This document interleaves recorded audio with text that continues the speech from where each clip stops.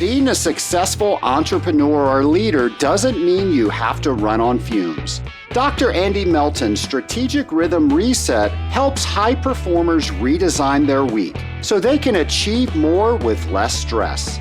During a 90-minute session, you'll dive deep into protecting your priorities and focus on your energy.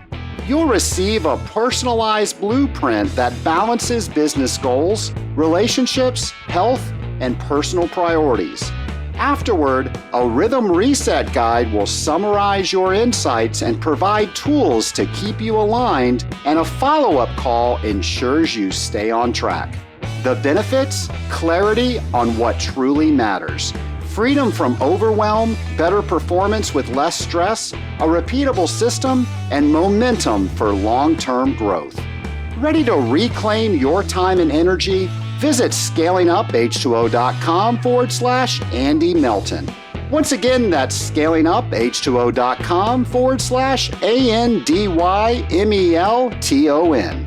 Don't wait, book your Strategic Rhythm Reset with Dr. Andy Melton today. Your system deserves the best, and so do you. Thermal Fluid Technologies brings you Protocol Heat Transfer Fluids, formulated with their innovative no-pit inhibitors designed to keep your systems efficient and corrosion-free. Whether it's HVAC, food processing, or beverage applications, their glycol-based solutions deliver reliability where it matters most. Plus, with their comprehensive coolant testing program, you can rest assured knowing your system is always operating at its best. Discover the difference by going to scalinguph2o.com/TFT. Once again, that's scalinguph2o.com/TFT. Thermal Fluid Technologies, where performance meets peace of mind.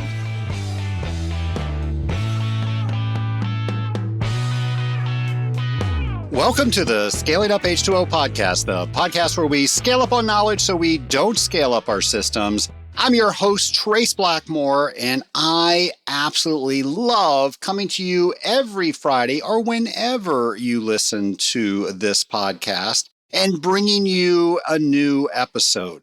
You know, what a great format. The podcast format I probably started listening to 2014, I think. And I was introduced to that format by a friend, and I just could not believe all of the content that was available back then, 2014. Well, now it seems like everybody has a podcast, and there's so much more content out there. It is just amazing what you can learn by subscribing to a podcast. So I am sure glad that you have subscribed to the Scaling Up H2O podcast. It's my hope that if you are just listening to this and it's your first time listening to this podcast, that you do hit that subscribe button. That way you don't have to go searching for when a new episode drops. By the way, that's every Friday morning. It just gets delivered to your favorite podcast player. Now, Nation, I want to thank everybody in the Scaling Up Nation that has let me know of a guest that I need to interview, or a show idea that I need to talk about, or maybe a question that I need to answer on Pinks and Blues. And that is actually why I am bringing this up. So Pinks and Blues episodes are the episodes where I answer questions from you, and I dig really deep into a particular topic. But the only way I can do that is for me to get those questions from you. And so many of you have already done that. But if I'm talking to you and you have not done that, go to scalinguph2o.com, go over to our show ideas page, and let me know what that question is. We're going to try to bring several Pinks and Blues to you this year, and I want to make sure that I am answering the questions that you want to make sure that we get answered. So once again, that's scalinguph2o.com, and then go over to our show ideas page and let us know what you're thinking. Now, something I hope that you are thinking about are what are some of the things, what are some of the conferences, what are some of the venues that you can go to this year.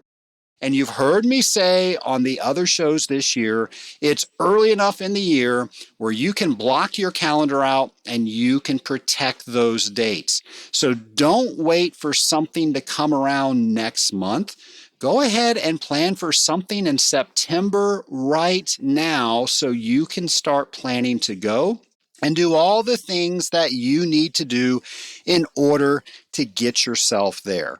Now, something you might want to look into is the 99th Annual Arizona Water Conference and Exhibition.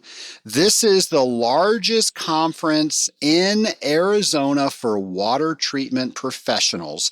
So it's taking place April 28th through 30th at the Phoenix Convention Center in Phoenix, Arizona.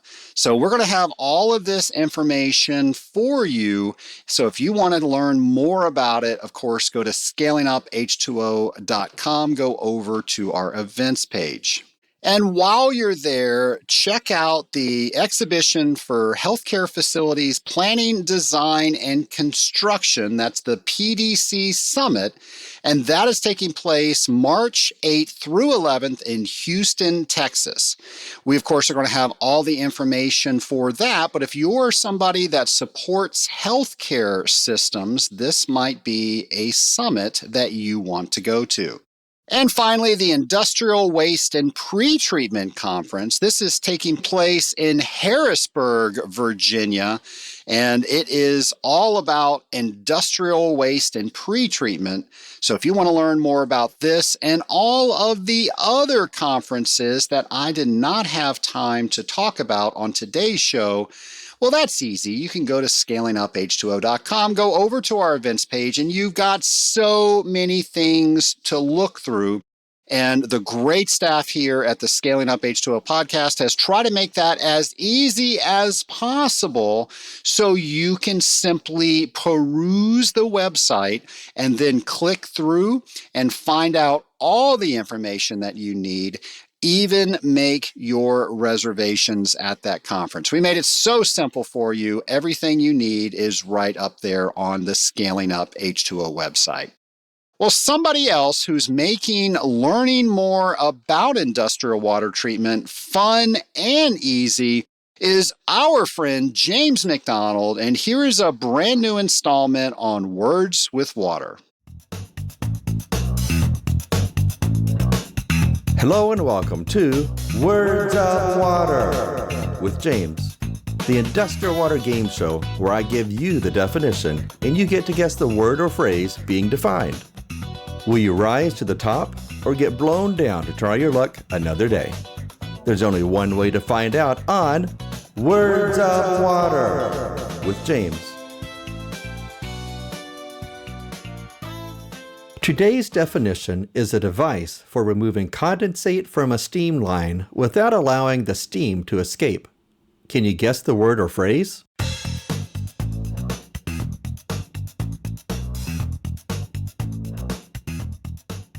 The answer is steam trap. Okay, for those who got it correct, step to the right. For those who got it wrong, please step to the left.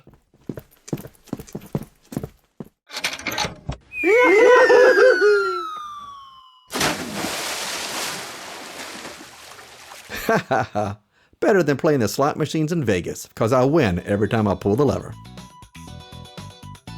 I'm James McDonald, and I look forward to seeing you next time on Words of Water with James.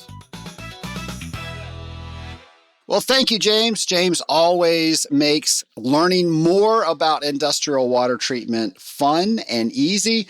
And by the way, if you need to catch up on any Words with Water, you can go to scalinguph2o.com, and we've got all of that information in our show notes pages.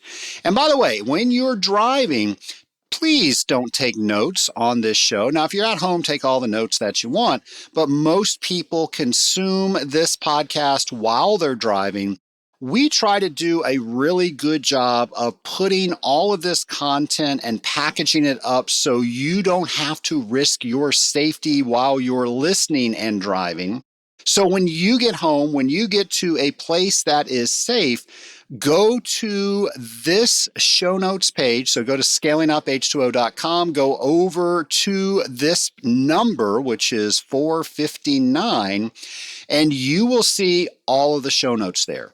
Anything that gets mentioned on this show or any show will be on that particular show notes page, but we try to put everything there for you to make it very easy for you to follow through on anything that you want to learn more about. We also put together discussion pages. So if there is an episode and you think this will be great to talk to my team about, and I'd love to get them to listen to this episode, and then at our next meeting, we're going to have a conversation. Well, we've helped you craft that conversation through our discussion guides. Now, maybe you want to learn even more, and you can look at some of the links that our guests and we've put together from the podcast so you can go and learn exactly what others are talking about. So Nation, we try to make learning as easy as possible. The only thing you need to do is go out and get it. So I think you would be amazed at all of the content outside of the recorded podcast that we have available for you on scalinguph2o.com. Now, let's go to our interview. My lab partner today is Veronika Zhiteneva of Waterloop Solutions. Veronika, welcome to the Scaling Up H2O podcast. Thank you so much, Trace. It's really interesting for me to be here. Well, we are happy for you to be here. I've been following you on LinkedIn and watching some of your posts, and you so graciously accepted our invitation to come and talk to us about some of those on the podcast. So thank you for that. Definitely looking forward to it. Do you mind telling the Scaling Up Nation a bit about yourself? Sure. So as already was mentioned, I'm Dr. Veronika Zhiteneva. Actually, I grew up in the US and I did all of my schooling in the US. Got my bachelor from the University of Maryland, College Park. And then I went on to get my master's at the Colorado School of Mines in Golden, Colorado. And those are both in more or less environmental engineering. And then afterwards, I decided to see how environmental engineering looked like on the other side of the pond and went to the Technical University of Munich, where I completed my PhD. And in the 5 years since then, I've been still doing research, still in Germany, but now in Berlin, and kind of seeing, where it takes me, where the cool topics are, and what's worth focusing on, what the hot topics of the day are. What got you into the field of water? That's a good question. Initially, when I was finishing high school, I really thought that the idea of being a journalist was something that I would be the best at. So I was really into science communication, and I thought that if I wrote for Popular Science or Popular Mechanics, this is my dream job. And I went with this idea to my dad, who was then paying for my college education. And he was not so keen on me pursuing journalism. And as a physicist, he really wanted me to focus on something technical, which I also had interest in. But then I ended up picking environmental science and engineering because it kind of encompasses all the other natural sciences, more or less, to certain degrees. And actually, during my bachelor's studies at the University of Maryland, I was involved in this project or this competition called the US Solar Decathlon. It's basically a competition put on by the Department of Energy where students from universities design and build a net zero powered solar house. And then the house has to compete in 10 different competitions, which is why it's called a solar decathlon. And then that was during the first 2 years of my bachelor's where I participated in the building of the University of Maryland house, which was called Watershed. And there, because we're also in Maryland, we have a lot of eutrophication issues with the Chesapeake Bay. So that's a big topic from Maryland. The focus of the house really was on this kind of connection between the humans in the house, the environment, and how that affects the water around the house, but ultimately also the Chesapeake Bay. So we had a really cool bathroom feature in the house where it was a completely glass shower so that you could see how the gray water you're using, so the water from the shower, trickled into the wetlands right outside of the shower and then would go back to, they would be treated in the wetlands and then it would go back into the environment. So when I participated in the solar decathlon, I thought, wow, this is amazing that we can, reuse water and recycle water and that nature can do it and has been doing it for, way before we were ever here and long after we'll be gone. And that was kind of the push that I needed to go into more deeply into water treatment specifically within environmental engineering. That's fascinating. Now, how did you co-found Waterloop Solutions? What started that? Definitely not something that I had on my bucket list, even a few years ago after finishing the PhD. But I finished that in 2020, and afterwards I worked in applied research and still focused on water reuse. So that was the topic of both my PhD and the work that I've done since then. And really noticed that in the research that we're doing on water reuse, the progress is rather small. So very small steps that we're taking in improving, the efficiency of different treatments or the public acceptance of water reuse in general. But actually, all the technology needed for it already exists. And there's also plenty of examples of successful water reuse that have been happening already for over 50 years when we're talking on a global scale. And then I thought, actually, that the implementation part is where support is lacking. So I got together with my PhD advisor and we brainstormed about, how could we most effectively help improve implementation of reuse, kind of specifically in Germany, since we're both located here, but also in Europe, kind of in a broader sense.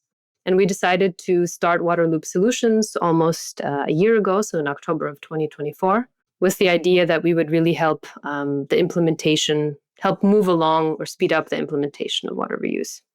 Can you tell about some of the projects that you guys are working on, the specific type of work that you do? Definitely. So as Waterloop Solutions, since I also mentioned already that all the technologies, for water treatment and water reuse already exist, we didn't want to focus on creating a new technology because there's plenty of other companies that are much better at this and have, prototypes that they're already working on, or there's a lot of membrane companies, a lot of activated carbon companies. This isn't something that it's not a market that's empty, let's say. And so we also didn't want to provide engineering services like design services because there's plenty of companies that do that much better than we can. So our kind of focus is really on helping the client. In this case, for example, if we're speaking about Germany, the client would be initially a municipal wastewater treatment plant operator who perhaps knows that in the city or in the vicinity of the people that they are servicing, there might not be enough groundwater or surface water in the summer months to water, let's say, public parks or for street cleaning or for some other urban uses. And we would step in then and say, hey, we can help you figure out, what quality is needed for this end use, what kind of treatment you need to put on the back end of your wastewater treatment plant to achieve this quality.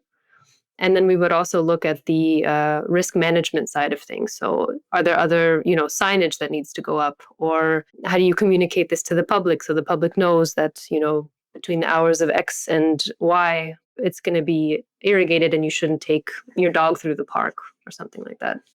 So the initial focus was really on these municipal wastewater treatment plant operators as clients. But we realized that there's also a lot of interest in decentralized water reuse solutions, as well as industrial water reuse solutions. So we're kind of branching out and seeing how could we best service these other areas of interest with the expertise that we've assembled. I had an interview, I want to say maybe 2 years ago, where the United States is trying to decentralize, or at least that topic's coming up. We're not doing a great job of it. And are you seeing more things across the pond, as you said, where decentralization is taking place? And are there any maybe guidelines or things that we can take advantage of since we're so slow over here? That's interesting that you say that because I feel like we're much slower in Europe than the US is in general. But I think it really depends. We're both in our small bubbles in the countries that we're located in and in the regions also. So the grass always seems greener on the other side, I would say. Sure. Regarding decentralized, we've seen really a big uptake in interest because the decentralized solutions aren't regulated as strictly as these centralized solutions. So in Europe, 2 years ago, in June of 2023, we had a regulation come into effect, which states the minimum water quality needed for irrigating different agricultural crops. And so regulation, it went into effect kind of on that day for all EU countries. Some EU countries could opt out of it if they said that they don't see a need for water reuse for agriculture. So some countries did do that, a lot in Eastern Europe, because they don't have as acute, I would say, pressures on their groundwater and surface water sources to date or back in 2023. And since the regulation was passed, multiple countries have then proposed additional national regulations to further specify what quality is needed for irrigating what types of crops. So basically, you have higher water quality needed for irrigating things like tomatoes, which are eaten raw, and lower water quality needed for energy crops. So first of all, it was really good that it came from the EU, these minimum quality requirements, because as the EU, we have kind of a one market system. So crops that are grown in Spain are shipped all over to other EU countries.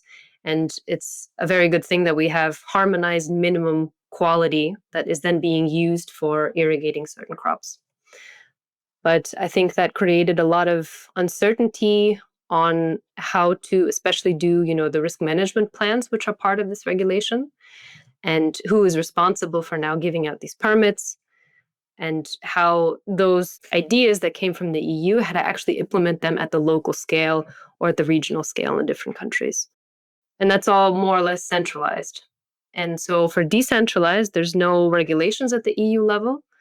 I also, to the best of my knowledge, don't know of any country that has decentralized reuse regulations. But it seems to be kind of an early adopters type of thing, where if you have an innovative construction company that's building, a high rise or a multi-purpose building, then depending on if there are some sort of financial subsidies for it, they'll already themselves be looking into how can they reuse the gray water that's coming from the apartments or from the storefronts that are in their building. And it seems to be easier also to implement and potentially to retrofit. I mean, if you're collecting, for example, rain from your rooftop, that doesn't require so much infrastructure. If you're building a building from scratch, it's easier to implement a dual pipe system for collecting the gray water and the black water separately. If you're trying to retrofit, it's not so easy, but I've also seen that it can be done. And so I think in Europe, we're also seeing a lot of companies that are popping up and offering these decentralized solutions. So it's definitely an up and coming market, I would say. And if we pursue decentralized, it's not taking anything away from centralized reuse solutions. I think these are all valid options to have kind of in the water management portfolio on a local level and also on a regional level. I know you work with municipal, industrial, and agricultural. What are some of the unique challenges you have to deal with each? And I'm kind of curious, do you prefer one over the other? That's a very valid question. I would say that with all three, I'm a bit surprised at the speed of uptake in the negative sense. So projects take a very long time to implement. And I thought that perhaps this was especially difficult in the municipal sector of public funding and tenders, etc., that it would move faster in the industrial sector. But that's not always the case. So even if, water reuse becomes key for the business and the bottom line, so if we're talking about like a large corporate that has a factory in a water stressed area, they will probably move faster. And we see this actually in the news now with, Google and Amazon and other data center operators really pushing and providing a lot of funding for good water management practices in the areas that they're trying to build these data centers in. But that's not always the case, I would say. I think that's become recently important for their bottom line. And we're seeing that also on this side of the pond, because we also see we've had regulations on the corporate side of things also come into effect, where corporates now need to report on how much water they're withdrawing, how much wastewater they're discharging, and also how much water they're already reusing through the Corporate Sustainability Reporting Directive, I think it's called. And that definitely lights, I think, a fire kind of under them to move faster. Regarding agriculture, this is probably the client or sector which is most difficult to reach, because the conferences that we go to, whether they're for the municipal sector or the industrial sector, there's some way of getting in touch, with the corporates, with their sustainability managers, or with municipal wastewater treatment plants. You can go through some associations or go through the municipality that's responsible for them. But with farmers, it's pretty tricky to really figure out who is in the area that's under water stress and how much they're willing to pay for this alternative water resource, because it's not necessarily cheaper, this reused or reclaimed water. But at the same time, if you don't have, rights to withdraw any more groundwater than what you can, and it's not enough for your crops, then it becomes a question of, do you innovate and do you try something new, or do you scale down your production? So I would say that for me personally, those are the agricultural sector is kind of the most difficult to get through right now. I was talking to somebody a couple weeks ago, and they were from California, and they were telling me how much water it takes to produce an almond. I had no idea. And there's so many water restrictions on farms in California. And he was saying that they are looking for any and all options out there. And now you're saying that's the most difficult range to talk to because there's no place you can go. How would you think we could fix that? How could we build a bridge where the technologies that you're familiar with, they need the services? What do you think? I think in maybe the difference, what makes California a little bit of a unicorn in general in this whole water reuse space is that there is a lot of water stress in California. And it's also an economic powerhouse. And there's also a bunch of people in California. So they really had to take drastic measures, especially in the larger cities that are also close to these large agricultural regions, to ensure that they had enough water, or that they will have enough water, especially in the future, to continue producing all the crops and the almonds and the avocados and all that good stuff that we all like, and secure that production for the future. But I think California is also on a different scale than many farms that I personally know of in the EU. However, Spain might be the closest example in the EU that we have to California, because a lot of the produce that's consumed in the EU comes from Spain. And Spain has also been extremely proactive and have been investing in water reuse, especially for agricultural irrigation, I would say since the turn of the century. But for countries where the water stress is not as acute as in California or in Spain, there the desire for, paying more money to have an alternative water resource when the stress is just on the tipping point where, you can squeeze by still on a year-to-year kind of assessment with the water that you can withdraw from groundwater or take from surface water. But the question there is, how long can you still squeeze by with this water? And if we have another year that's very dry, what's that going to do to your crops? And I think that the farmers, speaking now then specifically about Germany, I think they, of course, all talk with each other. And there's associations and networks and ways of spreading information and best practices and things like that. And there, I think we just need to do a better job of figuring out how to reach them in their kind of more relaxed and familiar environments, rather than try to have them come to these very technical, very scientific water treatment conferences that we most usually present at. Hold on to your test kits, folks. We're going to take a quick break to hear from one of our sponsors. Hey there, Scaling Up Nation. It's Trace Blackmore here with a shout out to all the hardworking water treaters out there. You deserve a partner who's just as dedicated as you are. That's why I want to introduce you to my friends Sarah, Drew, Dave, and the rest of the crew at North Metal and Chemical Company. North Metal isn't just about delivering high-quality chemicals. They're about delivering exceptional support from experienced professionals who understand our industry inside and out. Their unmatched service means they're ready to ship your Northwest brand chemicals when you need them, no matter the challenge. With their commitment to small businesses and long-term partnerships, North Metal and Chemical Company is here to help you succeed every step of the way. Visit scalinguph2o.com/north today and learn how they can support your water treatment goals. Once again, that's scalinguph2o.com/north. North Metal and Chemical Company, serving the water treatment industry since 1921. And now, back to our interview. This podcast primarily has an audience of industrial water treatment professionals. What message do you want them to know? I've seen recently in Europe, and I'm sure that there's also examples of this in the US, really cool synergistic partnerships between industry, municipalities, also in agriculture.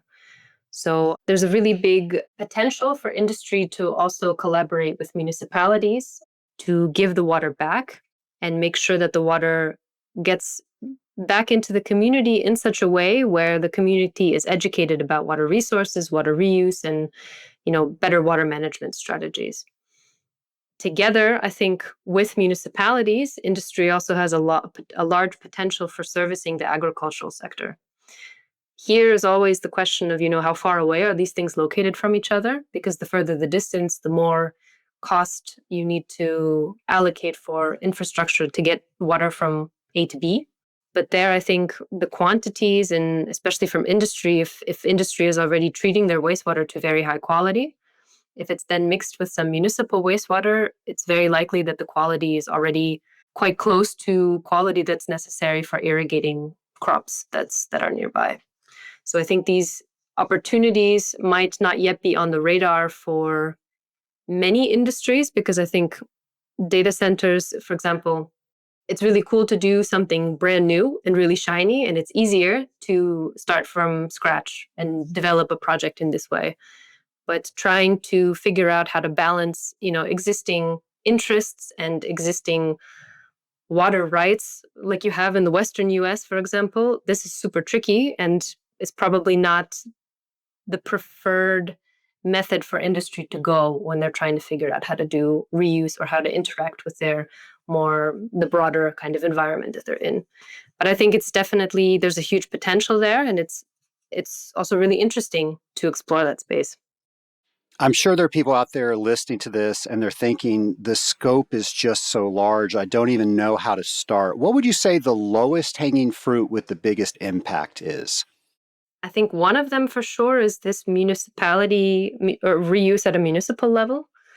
So usually, maybe not usually, but very often, municipal wastewater treatment plants aren't located that far from, a city center or some sort of regional center.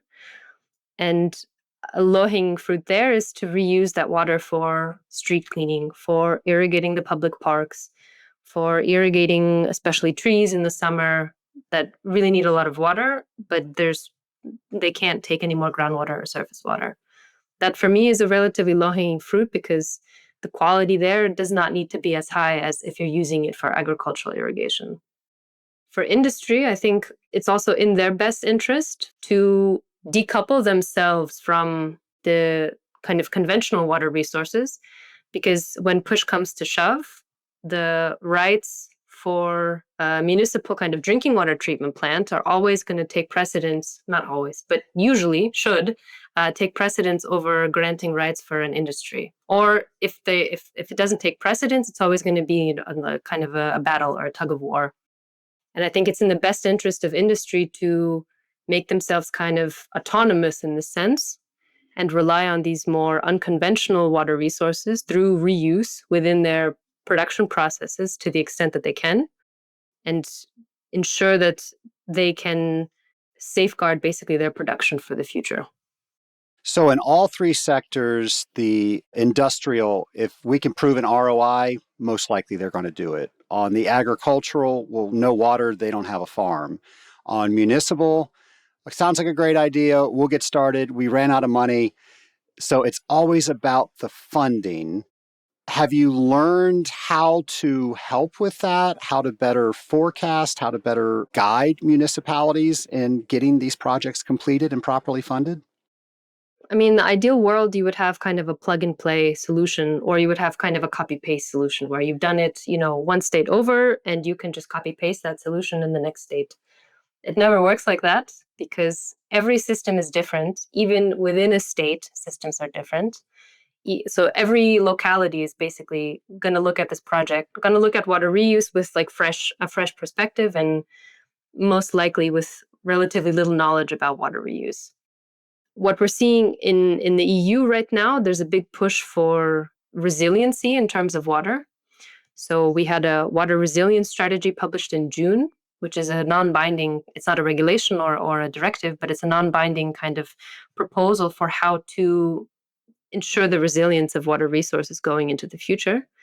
And there they allocated, I believe it was 15 billion over the next, I want to say 10 years to from the European Bank to the national banks to do with that money what they deem necessary for water resilience in their countries. As you already said, I mean, finances make or break a project. And at the municipal level, I think it's really key to have forward thinking individuals who also want to ensure water resilience for the future. So not changing things just because it's always been this way, it's always worked, and so it's going to work into the future. No, it's not usually. Infrastructure always needs to be repaired. We always need to upgrade things, and if you have the chance to upgrade one part, you can also think about okay, what synergies potentially exist if I have to install anyway a new treatment at the back end of my wastewater treatment plant. What potential other uses are there for that water? What potential end clients can I find for that water, and how can we find other synergies and figure out some financing mechanisms that work in our particular scenario that enable us to have this sort of water transaction in this case.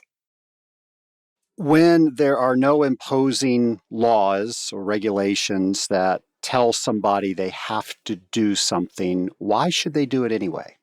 So in terms of what we're seeing for water kind of development in terms of climate change, there's very few parts of the world that will benefit in terms of water balances from climate change. Right now, you have no water stress. Let's say you're pumping groundwater for free. You know for a fact that your groundwater table hasn't sunk in the last, 15, 20 years. Doesn't look like it's going to sink in the next 15 to 20 years. You never know what's going to happen and how fast the climate will change in the next 15 to 20 years. Things that have worked, again, over the past 50 plus years are not going to work the same way in the next 50 years. And I think proactively thinking about this now, when it's not a do or die situation and you're not pressured to figure out, you're a few days away from day zero, let's say, and you're trying to figure out where are we going to get the water for providing drinking water to the people that live in the region. I think it's a lot better to be proactive about things and think them through, especially if you have time now without this water stress, and figure out the best way for implementing them, maybe on a longer term scale. Maybe you see that actually you are in a water stressed region and you just didn't know it, or your forecasting was wrong, or who knows. I think being proactive is much, much better than being reactive in this case. In every sense. Definitely. And also for all the sectors, yeah. What are some of the advances that you've seen in water reuse since you've been in the industry? What I think is really awesome in the US, for example, that you guys are really pursuing this direct potable reuse now. And it went from, I wouldn't say it was a taboo topic, but it was kind of a last resort type of topic for quite a long time until there was enough experience with indirect potable reuse in multiple states, and until the stress in California or in Colorado got to the point where DPR regulations were really necessary. Despite that, I mean, DPR has been happening for decades in Namibia, and we've also seen partial DPR then in places like Singapore. And there's a lot of experience with this already. But this, I think, for me, is probably the coolest development in the last, let's say, 10 years that I've seen in the water industry in general relating to reuse. So we brought up the United States and Europe a couple of times. Since you're familiar with both, what are some of the differences, the pros and cons? It seems to me, especially now especially in the business sense, in having a business in the water sector, people are more careful about business and about taking risks, specifically in Germany. I would also venture to say in Europe in general compared to the US.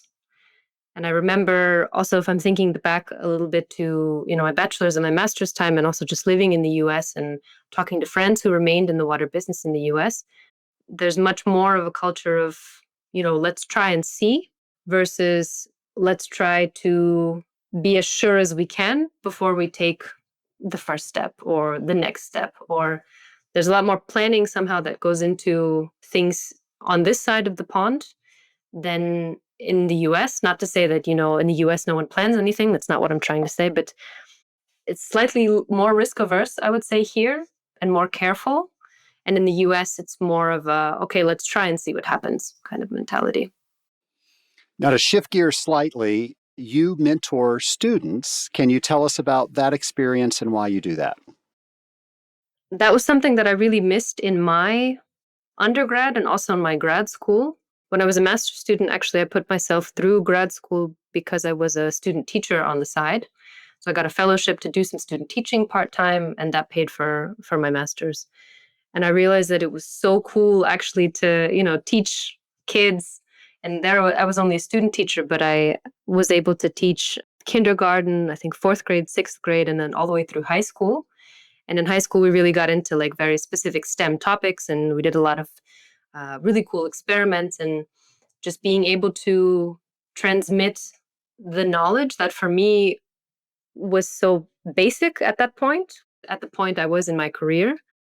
I realized that that's something that I didn't have when I was in high school, and that I was also missing myself as a bachelor's student or as a master's student. And so for me, it's really important to give back, because something that for me could be absolutely trivial knowledge could be the information that someone else is looking for and just can't find, but that could change, the perspective on something or the next step that they take in their career. And in general, I think it's really good to have dialogues and build your network and try to figure out, what makes sense for me, what am I interested in, and what's my next step. And that happens through either mentorship or, just building your network in other ways. I love that. What do you think the most misunderstood item is in water reuse? If I could erase the toilet to tap news bit that came out of, I think it was San Diego back in the 90s or the early 2000s, this is something that I would just erase from everybody's minds, because this was terrible marketing. I mean, it's really good for the side that came up with it, but it's very terrible for reuse in general. Can you refresh our memories what that was?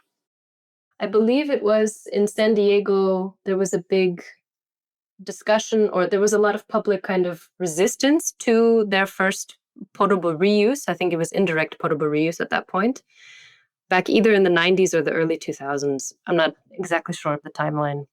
But the side that was against it came up with this toilet to tap kind of speaking bit, or this, I don't know, metaphor or whatever it's called.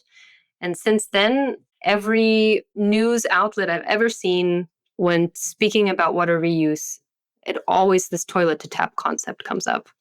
I mean, it is gross when you think about it, but that's not what happens in reuse. But as soon as someone has already this negative association with this toilet to tap, it's really difficult to then change their mind, because the first impression, regardless of, if we're in the water industry or just in general in life, is the most important. And if you start off on this kind of negative footing and with such a less than appetizing association, that makes changing the mindset and, getting support for reuse really, really difficult. So this is something I would just erase from history if I could. Veronika, how do you see the role of women and young professionals in this industry? Excellent question.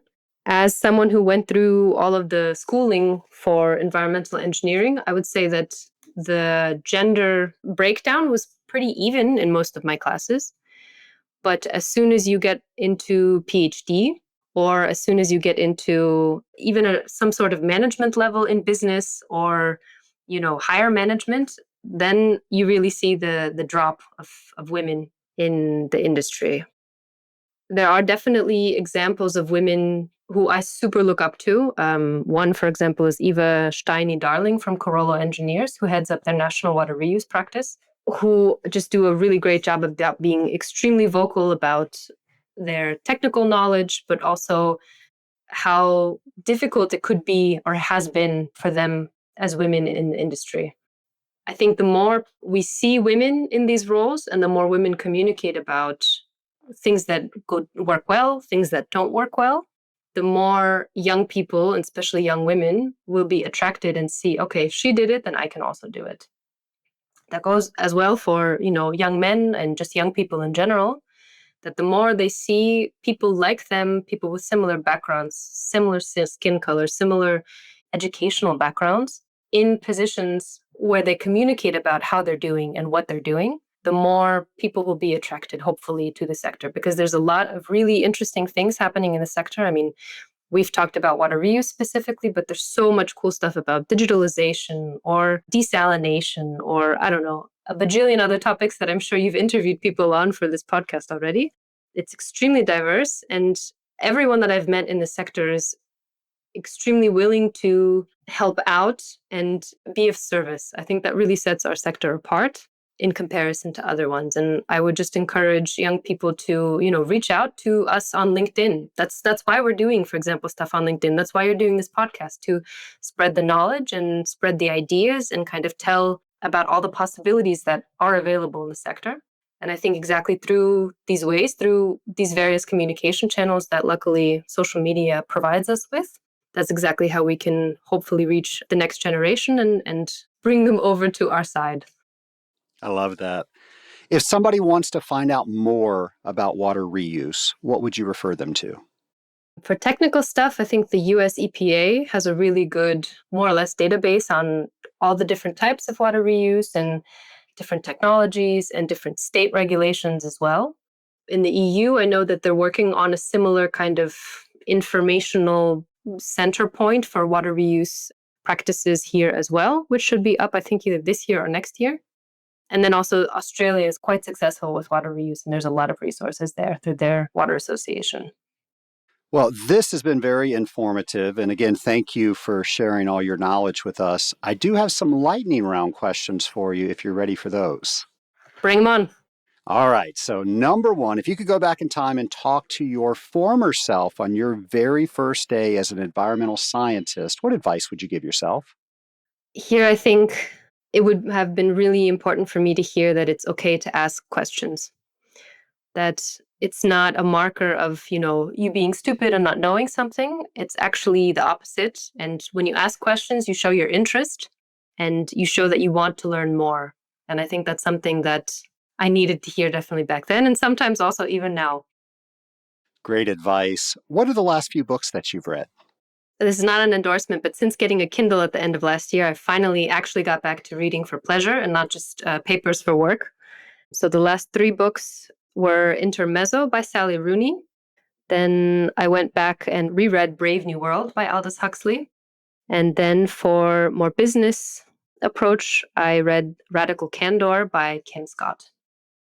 When Hollywood makes a movie about your life, who do you want playing you? Here, I don't know if you know the show Orphan Black. Yeah, I think that was a Netflix show, wasn't it? It wasn't Netflix. I think it was a Canadian show, but it was a TV show. I think it was before Netflix was as popular as it is now, but it was about a woman who finds out that she's a clone and was part of a science experiment, and she meets all her clones and they try to figure out, how to get back at the people that did this to them. And the lead was played by Tatiana Maslany. She's a Canadian actress. And I think it would be really cool if she played me, if there ever was a movie made about my life. I'm sure there's going to be. Last question. If you could talk to anybody throughout history, who would it be with and why? Definitely Rachel Carson, who pioneered kind of the whole Silent Spring movement back in the 60s, who also had to deal a lot with the political establishment thinking one way and her message kind of going against that. And finally, because she was also a woman in science and knew very well how to fight against that and how to best use that to her advantage to push the message of kind of environmental activism forward. Well, if somebody wants to get in touch with you and learn more about the things that you do, what should they do? Definitely just reach out on LinkedIn. I'm really happy. I spend way too much time on there. And I'm really happy to connect with people and, talk about shared problems or potential synergies or just provide some more resources about reuse or about women in science, kind of anything. I'm very open to people there. Well, we will put that LinkedIn link right on our show notes page. And thank you so much for coming on the Scaling Up H2O podcast. Thank you, Trace. It was a pleasure. Well, what a great message from our guest. Wastewater is not just a problem to get rid of. It is something that we can work on because it is reusable, it's recyclable. It's all these things that we're able to do and get to net zero with. Now, there were several resources that were mentioned on today's interview. We're going to make sure to have all of those on our show notes page. I mentioned before the interview, anytime we talk about something, we're going to make it as easy as possible for you to follow up. And you can simply go to our show notes page. Now, a toolbox for reuse is already robust, and many clients primarily need help defining what end-use quality is. Adding the right post-treatment to existing plants and building practical risk management plans that meet regulatory expectations is key to what we were talking about in today's interview. So we're going to have some resources there for that. Nation, there are so many people that are doing wastewater that listen to this podcast. So it's my hope that when we bring guests that have points of view on how to look at wastewater, at how to maybe do some things differently, or maybe how to do some new things, that you then take that motivation to look further into that and figure out how you can up your game, whether it's changing something or just knowing something a little bit better. And that is the whole point of this podcast. It's my hope that we challenge everything that you do. It's not that you're doing anything incorrectly, but the way information changes, and there's so much technology out there, there's so much research out there, things are changing, and it doesn't mean what we're doing is wrong, but it might mean what we're doing could be outdated. And by continuing to learn, by continuing to listening to podcasts like this and working on how do I get more information from podcasts like this, you're going to make sure you stay at the top of your game. You're going to recognize things where you're able to help your customers, and ultimately you're able to help all of the water that is on this planet because you have information. You have knowledge. You're constantly making sure that you're renewing that information, you're renewing that knowledge, and you're going to be able to have some of the best and most robust conversations that you can have with your customer. And Nation, if we do that, then that is our mission, raising the bar in the industrial water treatment community. Well, Nation, thank you again for listening to today's episode. I want to say again, if you've got an idea for a podcast, if you've got a guest you want me to interview, if you have a question you want me to answer on a future Pinks and Blues, go to scalinguph2o.com, go over to our show ideas page, let me know what that is, and that is how we ensure that we're going to have hundreds of shows for you in the future. Nation, I hope you have a great rest of your week, and we'll have a brand new episode for you next week. Until then, take care, folks.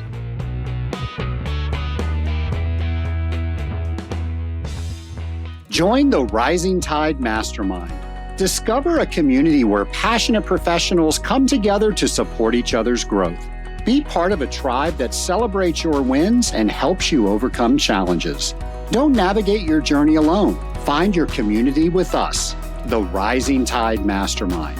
To find out more about the Rising Tide Mastermind, go to scalinguph2o.com/mastermind. Once again, that's scalinguph2o.com/mastermind. Find out if the Rising Tide Mastermind is right for you.